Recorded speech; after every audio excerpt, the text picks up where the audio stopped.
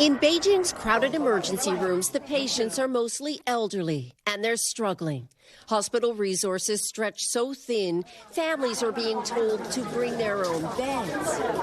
In Shanghai and elsewhere, videos shared on social media show the same race for treatment, with COVID barreling through China like never before.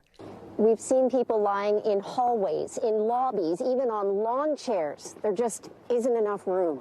The scale and severity of this massive surge isn't clear because of a lack of credible data. The World Health Organization now accusing China of not giving the world an accurate picture.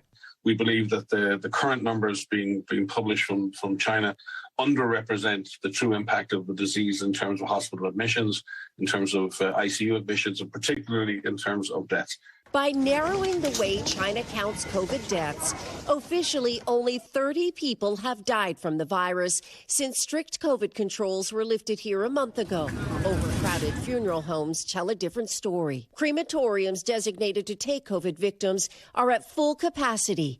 We were told the waiting time is 2 weeks. Funeral services are sometimes being held at hospitals. Here, empty caskets stay stacked in the alley. It's quite possible that there'll be 1 million deaths or more this winter from COVID in China. The worry that COVID has yet to hit rural areas where hospitals aren't as well resourced and older people may not be prepared. Mr.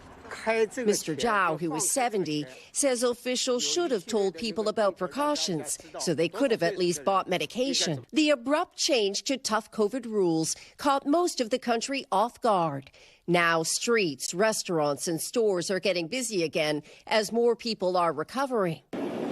And the biggest travel rush in years is set to begin, with borders reopening to international travelers and the Lunar New Year expected to see millions on the move again, raising concerns that another wave of infection will hit here within weeks.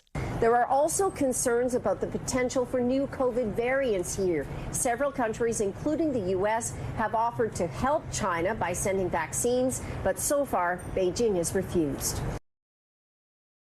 Thanks for watching our YouTube channel. Follow today's top stories and breaking news by downloading the NBC News app.